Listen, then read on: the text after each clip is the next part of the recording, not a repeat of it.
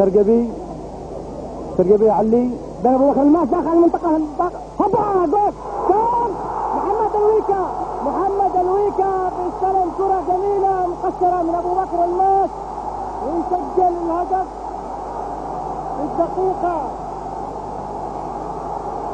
27. محمد الويكا بيسجل الهدف في الدقيقه 27 من كره جميله من ابو بكر الماس، كره جميله مقصره من ابو بكر الماس لمحمد الويكا داخل منطقه الجزاء.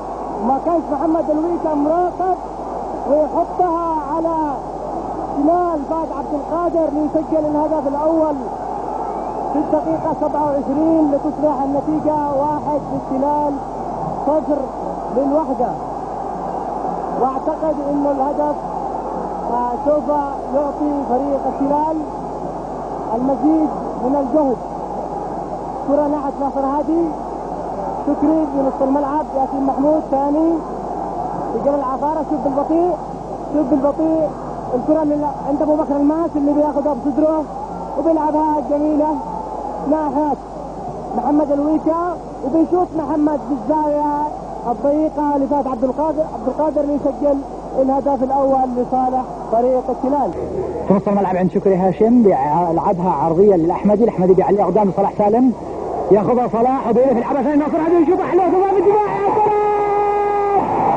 يا سلام هدف التعادل لفريق الوحده، هدف التعادل بيسجله ناصر هادي، بيشوف الكره حلوه وتضرب في دفاع فريق الهلال وبتحط في الزاويه اليمنى لحارس مرمى فريق الهلال ابراهيم، مش قادر يعمل لها اي حاجه. الدقيقه 5 من الشوط الثاني من هذه المباراه يسجل فريق الوحدة هدف التعادل من هجمة على حارس منطقة الجزاء. وشوف الملعب، شوف جماهير فريق الوحدة بتحدث لهدف التعادل اللي سجله ناصر هادي في الدقيقة 5 من الشوط الثاني من هذه المباراة.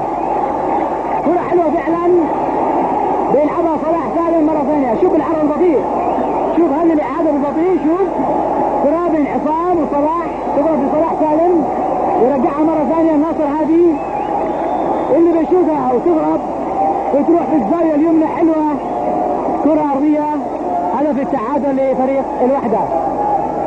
يطولها قدام حلوة ناصر هادي الوحدة على الجناح الأيسر وداخل منطقة الجزاء الوحدة يلعبها عكسية خطيرة حلوة يلعبها ناصر. يا سلام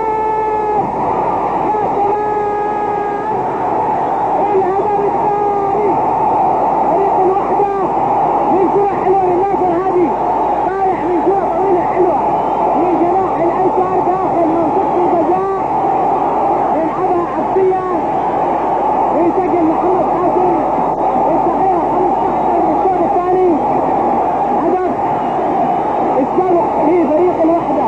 شوف العرض البطيء، شوف هذه عرض البطيء ناصر هادي كرة طويلة ياخذها وداخل بها منطقة الجزاء ويلعبها عكسية حلوة ما فيش عاد يحطها محمد قاسم في احضان الشبكة. كرة حلوة الوحدة 2 الهلال 1. هذا محمد قاسم اللاعب الناشئ لاعب رقم 11 اللي سجل هدف الفوز بدلا عن عبد الرحمن الشرقبي.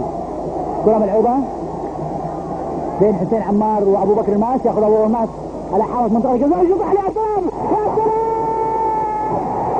كرة حلوة ابو بكر الماس يستلمها ويسيطر عليها على حارس منطقة الجزاء وبيشوف الزاوية البعيدة الزاوية. يا سلام هدف جميل جدا بيسجله ابو بكر الماس اللاعب رقم 10 في الدقيقة 19 بيسجل هدف التعادل لفريق الهلال في الزاوية البعيدة لحارس المرمى اللي كان طالع من خط المرمى وتارك الزاوية البعيدة مفتوحة امام لاعب كبير زي لاعب ابو بكر الماس. شوف ابو بكر الماس، شوف العرض البطيء ياخذ الكرة يلعبها حلوة عالية، حارس المرمى طالع من المرمى ويحطها في الزاوية البعيدة في الشبكة.